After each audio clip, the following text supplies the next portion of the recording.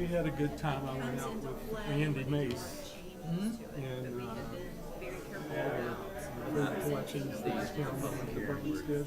Oh, yeah. And so we went and counted If there are what each no department changes, then the had to ordinance see who was is going to win fine. the If there are prize. changes, and we can And the make prize it, was show a them on the padlock about that do wide it, but that otherwise they we're had good. burned some sand into it. It was kind of first, but it had all the different department logos. That it was laser cut.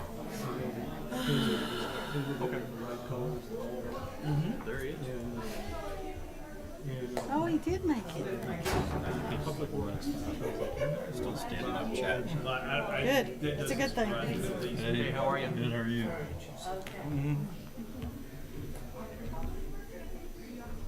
No. He left his guests at home and came to the meeting. We'll try to be speedy. I left them at the house. Yeah, they all good. Yeah. Oh, yeah, drinks and everything. Well, we noticed I said you got Well, they're winding up. It's supposed to be 4 to 6. Hey, how you doing? How's it going? Okay. I'm gonna let it slide another minute. Yeah.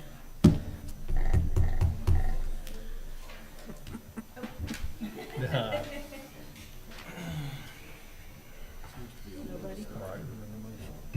Yeah. I know why. It's texting minutes. Okay, thank you. 90%. All right, we're all ready. Good evening and welcome to tonight's Town Council workshop for December 9th, 2025. First up is the public hearing on code amendments, chapter 20, land use. I guess I am going to call this public hearing open. And it does not appear that we have anybody that has signed up to speak. Got one came in time to, the person is in favor of the amendment in small lot development in general. Yes, okay. Mr. Vice Mayor, it might be nice to have Mr. Eller come just to introduce it so that the audience can know what we're talking about and let you know that it was properly advertised. Yes, that would be great. Thank you, James.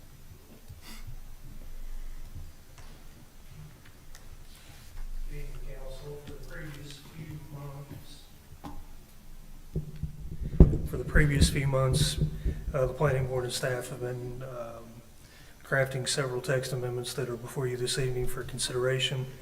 The first amendment is for legal compliance with newly enacted legislative changes. These include changes to vested rights, the elimination of waiting periods for between development requests, minimum street standards, special use permits, and the display of governmental flags. We say legal compliance here because this is new state statute and we are obligated to comply. Those amendments have been made to your land use regulations and are available for your review this evening. The second recommendation is for a technical amendment to clarify regulations concerning certain signage in residential districts.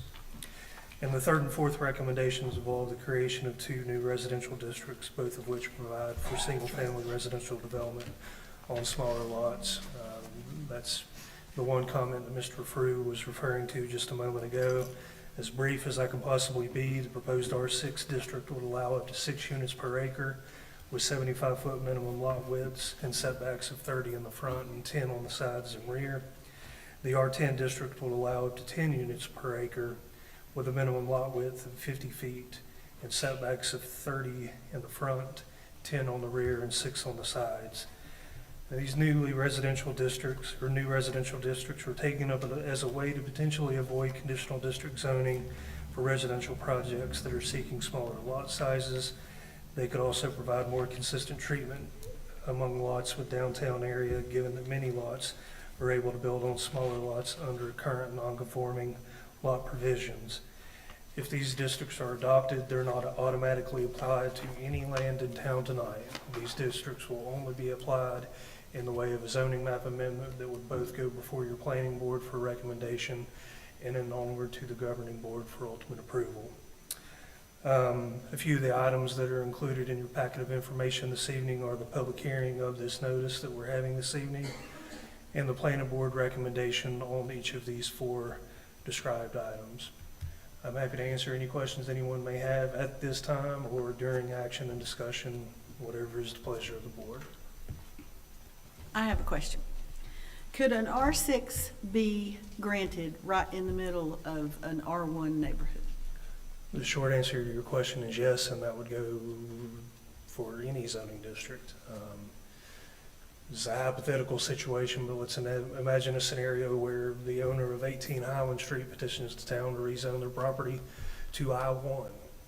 There's nothing that I believe staff or the board can do to outwardly reject that application, but you would be entitled to due process and that trip to the planning board for a recommendation and a public hearing substantially similar to what you're having tonight. And I guess the reason that I had a dilemma with that is because when you read the definitions, sometimes it says, like, for example, R1, Highlands is R1, Yes. is a primary residential district. And then it goes on to say, in order to protect the existing residential developments and promote a suitable environment for residential life. Sure. So let's say where Highlands meets Salem, Mhm. that has been available for a very long time. I don't It know has. how many acres are there. Which corner? The house that is not at the very corner, but the right next to it. I'm afraid I can't quote the Okay. acres off the top of my head, but I would guess around 1, just judging from hopefully some awareness of the area. Okay. Well, there's a house and there's land behind it, so let's go with 2 acres. So we could put 12 houses in that little area on Highlands, in between a lot of R1s that have existed for 40 years. We could, if it got approved. Should the zoning map amendment be approved by town council? Just needed to know. Thank you. Anybody else have questions? I think we're ready to close this public hearing. All right.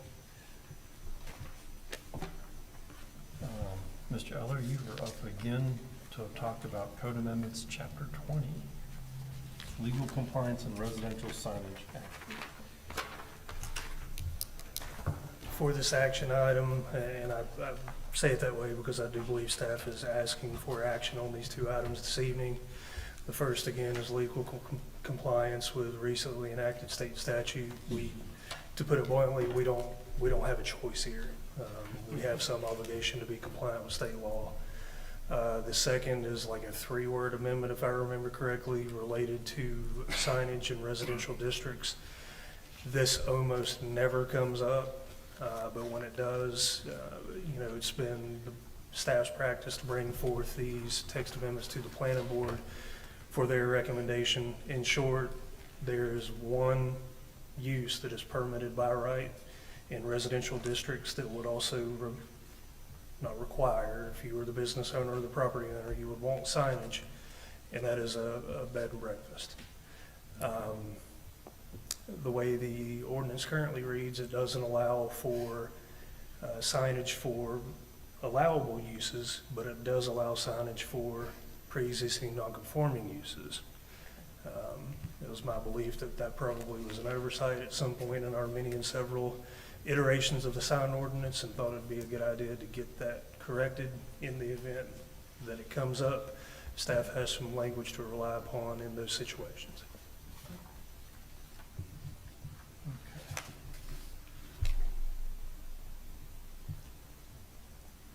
You do have an ordinance that has been drafted to accomplish the legally required amendments, and then this other residential signage matter. That begins at page 40 of your packet.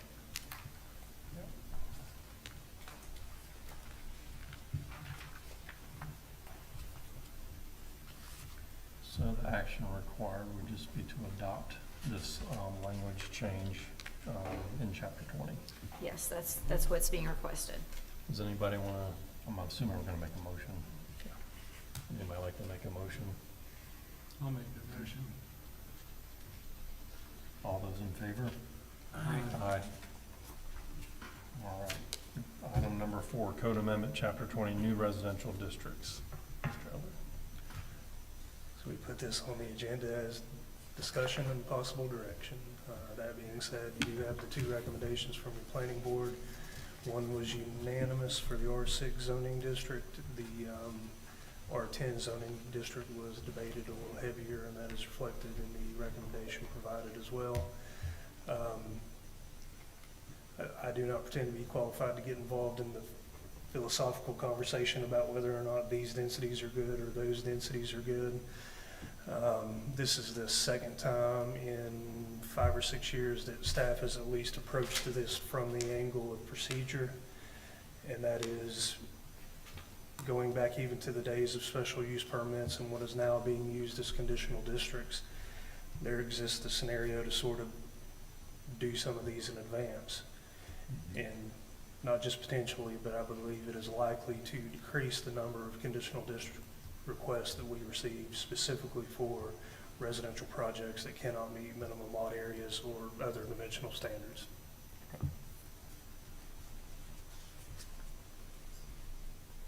I'm assuming that 10 units per acre is gonna basically mean an apartment. The way that these districts have been designed is specifically for single family, so I wouldn't necessarily call it an apartment or even condos. These would accommodate detached single family units, but on smaller lots than would otherwise be allowed currently by the town's zoning code.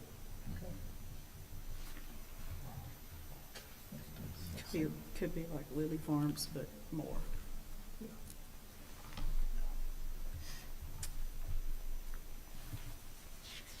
So it appears the source of consternation on R10 was the 6-foot side setback and fire safety. Can you elaborate on any of that? I'm reading the letter from the planning board and Sure. describing that disagreement. That issue was raised at the planning board level. When we have these close votes, it's been the practice of Assistant Manager Jackson and I to make sure that some of those dissenting opinions are pretty, clear in the recommendation.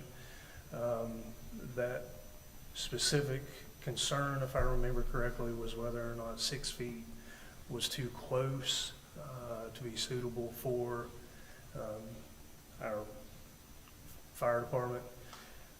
While I don't have the fire code memorized, it's my understanding that all development has to meet the fire code, whether those walls are 20 feet apart, or in the case of an apartment complex, quite literally touching each other.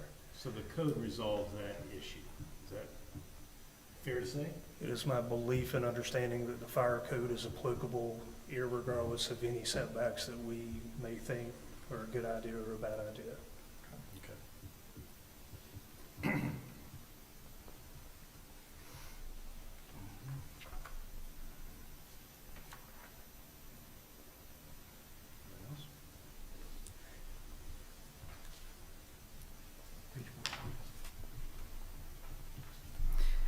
What if it's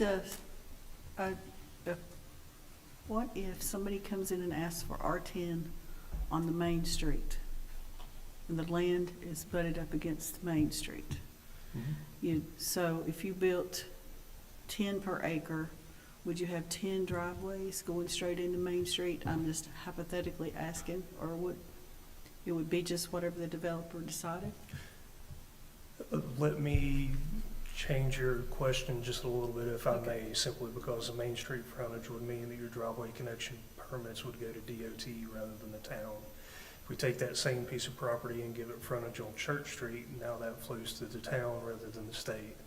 We would absolutely, while I don't think we can require, I think it would be strongly encouraged that, let's imagine the main entrance to Weaver Village, but without the other little side things, that we would have the ability, because they're going to connect to a town road, to limit their driveway capacity, or like the minor subdivision at the top of Lakeshore Drive, where they have one common driveway that goes down the hill that serves all 4 houses internally. I think that we would have the capacity to steer things in that direction.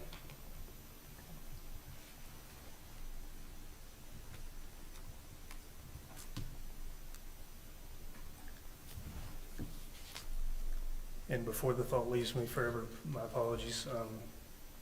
It's my understanding that DOT as well has some driveway access standards. They will only allow so many so close together. I know that exist, but I would rather tell you that I don't know precisely what that number is. I don't.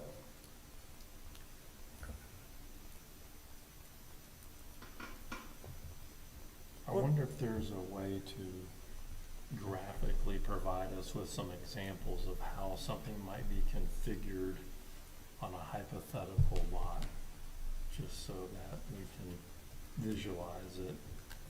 I'm happy to provide that illustration if it's material to this conversation, whether it be now or at a future date, if that's what's determined. I can tell you that as a general rule, it's been my experience that we have these theoretical maximums, but they don't take into account topography, they don't take into account blue line streams, they don't take into account right-of-ways, they don't take into account new roads that may have to be built to access the interior of the property. If you hit 50%, you're generally doing a really good job.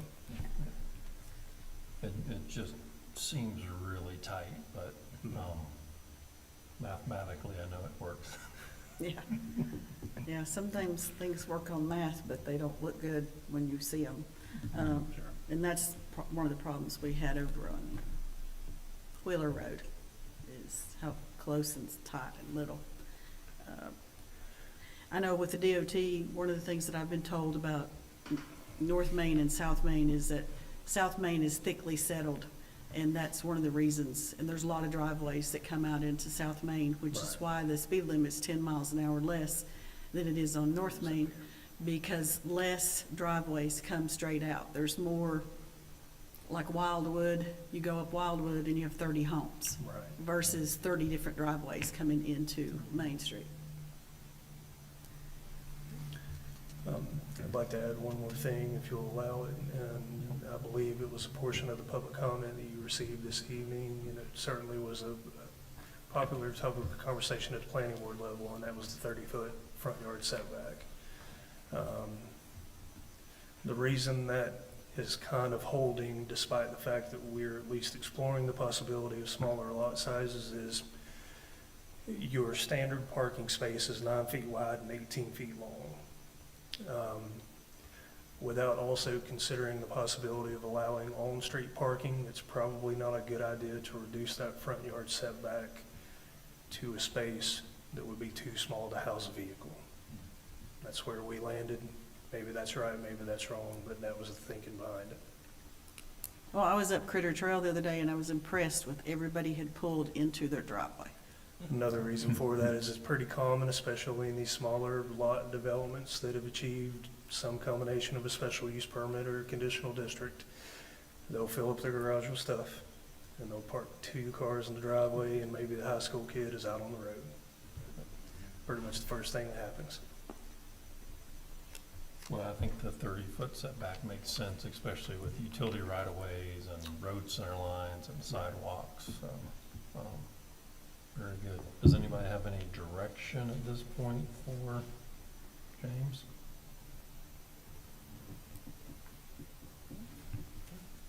All right, I guess we're finished with that. We'll move on to the fire engine replacement.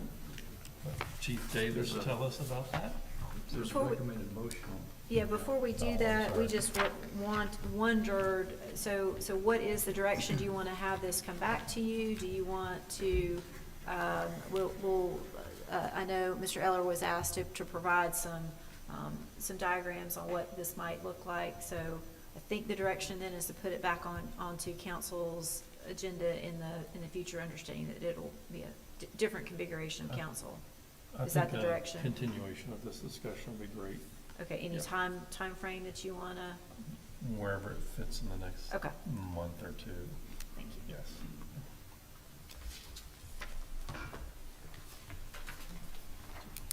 Thank you for prompting me. Good evening, council. I hope everybody's doing okay this evening. It's a pleasure to be with you here this evening and ask for a little bit of money. As you know, I don't know if I can expand a whole lot more than what we said in previous meetings, other than we had an incident with the fire truck, as you know. that's kind of forced us into operating on a knife edge when it comes to an engine. There's, as you can imagine, these are complex pieces of machinery. There's things that go wrong with them on a fairly regular basis and needs some type of care and maintenance. With this purchase, though, it enables us to get on a better footing whenever it comes to the tremendous growth that we've experienced over the last several years. And it also puts us on a trajectory, at least with fire engines, not including other apparatus, to better address future growth as well. I know it came up pretty much in a hurry with this, but like I said, we were down to one engine that's, again, we're kind of limping by with it. But it enables us to get a timeline down from several years to, as you can see, it's about 5-6 months right now for a timeline. That's enabled because we can get in on the manufacturer's process earlier, and although the last truck we ordered is a custom truck, in other words, the size of the pump, the size of the tank, things like that, the closer you can order this, and they have a certain percentage, a small percentage, because they understand that there's going to be people that need to be bumped up in the order. As such, if the earlier we get involved in this process, the more it will be Weaverville's truck with Weaverville's needs, and not just a generic truck. So I don't know what questions you might have of that. Again, this puts us on a much better footing whenever it comes to future growth as it relates to fire engines. Yes, sir. I spoke with Town Manager Harris this past week, last week, and had some questions for him. And one of the things that I think it's worthwhile noting is the insurance policy we had on a previous engine just took the regular insurance. So what happened was the price of the engine was like a fraction, like 200-something thousand compared to over $1 million. Yes. And I think in the future, he indicated that they would go the direction of getting replacement value, so value, yes. that you don't have to worry about depreciation. If it costs $1 million and it's now worth $1.5 million, Correct. they'll have to replace it. So that's one of the things that's important. The other thing I would point out is the fact that I think most people know we take care of the North Buncombe Fire District. And if you take that into account, it's roughly about 5 times the population of the town of Weaverville. And if you don't have that piece of equipment to handle it, then that's going to have effect on your rating, and also it will possibly affect what funds we do get for covering that area. And, well, the other last thing is, as you point out, to get a new fire engine from start, you're talking 4 years. 4 years. So, you know, the fact that this just happened to come where we can get it maybe in 4 or 5 months, that was kind of a godsend. So I would be very much in favor of taking advantage of this. We were just caught with a situation that wasn't it, but we're going to plan for that in the future, so we won't get shorted on it. That's correct, and that's a great observation. And also, when it comes to the fire rating, we are due, as you know, for a fire re-rate for the whole district here in February. It's critical that we get this in place, at least whenever we have the re-rate. We won't have to have something of a lesser capacity or not have that in there, because I don't know what that would do to our rating. I'm sure it would negatively impact it if we were not to have this. And the time of delivery, is that still a couple months out? It is. It's about 6 months is my understanding for this apparatus, yes. Is there an option to auction off the old fire truck or part it out and recoup some monies?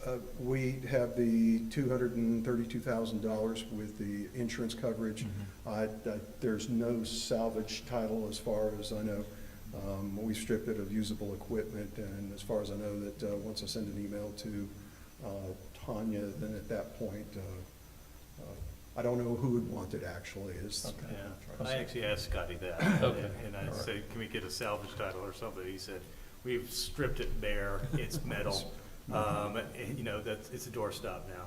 Okay. And it was totally lost, and also, as Doug pointed out, I was asking about the amount of insurance funds coming in, and he said, you know, this truck was at the end of its life. It very was, much was. what was it? Very much. 2000, it was 2009, I think. Wow. It's 16 years old. Wow.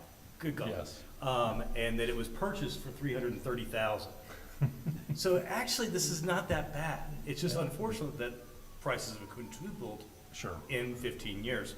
So I don't really think we have much of a choice here. I think we need to do it. I don't see how we have a choice, Yeah. to be quite honest with you. And, I kind of made the joke, I said, well, if something else goes wrong, I guess I have a pickup, I can pick you guys up in that. But, or we can use a ladder truck that's one extreme or the other with that. But That was special effect for this I discussion. know. Listen to that. Did you push a button to make that happen? this one right here, Yeah. I think we should move forward with this. Let's vote on it. Yeah, so we're going to take a vote on this, right? Yeah. I would like to make a motion that we go ahead and proceed with, taking advantage of the situation and the fact of the time factor, and also the fact of our rating, not having one in place. So I'm very much in favor of it. All right. All in favor, say aye. Aye. Aye. All right, thank you. thank you. All right. We are now going to recognize our outgoing mayor and other town council members. Patrick is not here tonight, however, I'll go ahead and recognize him, and we'll also do this again on Monday next week when he is present.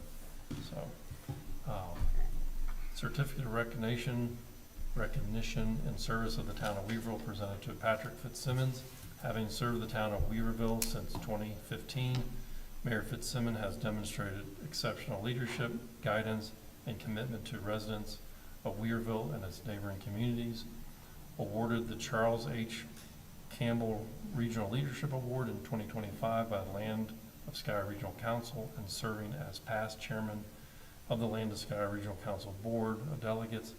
Mayor Fitzsimmons has exercised sound governance throughout his tenure and has exemplified civic responsibility and steadfast dedication to the town's well-being for future generations.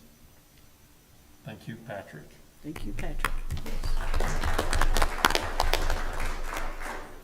I have one more, or you might want to go next, and then I'll go again. Okay, Yeah, you I can take go turns. next. I suppose just go down the road, but Doug, before I just read this, I just want to say, ever since that night at your Christmas dinner 2 years ago, I have so appreciated your help. I kind of view you as a bit of a mentor. Since I came on this council, you've really kind of given me some guidance, and I very much appreciate that. You're here. But I'm here to also recognize you in your service. Presented to Doug Jackson, having served the town of Weaverville since 2007 as vice mayor and council member. Doug Jackson has demonstrated exceptional leadership, guidance, and commitment to the residents of Weaverville and its neighboring communities. Council member Jackson devoted his time to the Patriotic Committee, WEDAC, and the Main Street Nature Park Committee. Exercising sound governance throughout his tenure, Councilmember Jackson has exemplified civic responsibility and steadfast dedication to the town's well-being for future generations. Thank you, Mr. Jackson. Good job.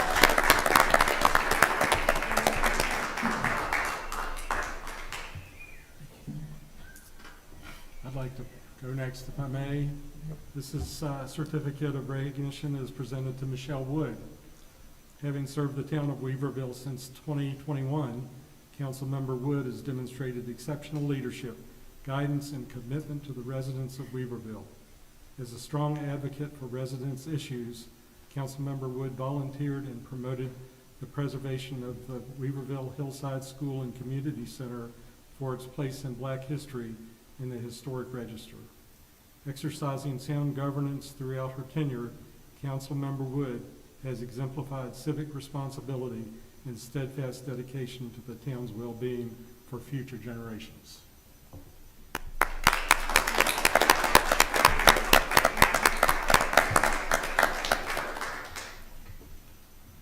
last but not least, certificate of recognition for Catherine Cordell. Thank you.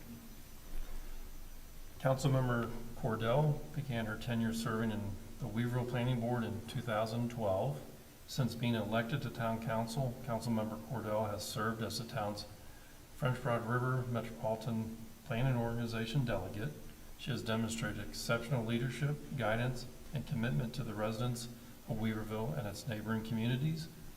Exercising sound governance throughout her tenure, Councilmember Cordell has exemplified civic responsibility and steadfast dedication to the town's well-being for future generations. Thank you. Thank you.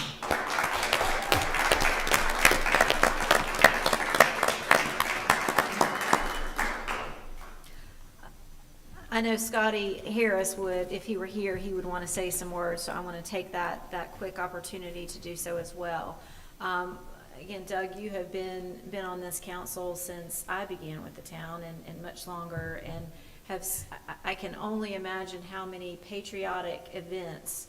We do 3 a year, so how many of those you have provided great leadership to our community in doing that. And in recognition of that, wanted to present you with flag that was flown over the U.S. Capitol on Veterans Day last year. Wow. So this is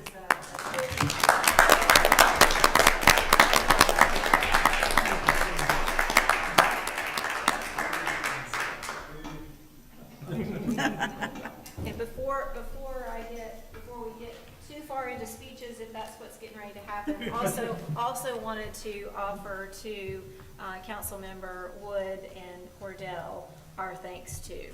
Y'all have made great contributions to your community and in the leadership that you've provided on this town council. So just a token of appreciation for us. Thank you.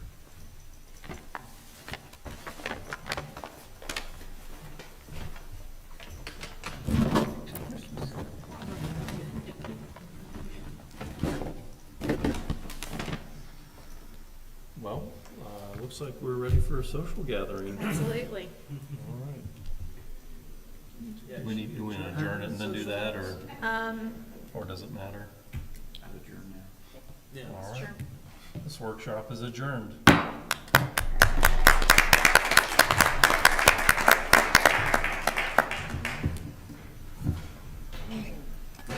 You almost set it up. For the fastest. I was thinking maybe I should have been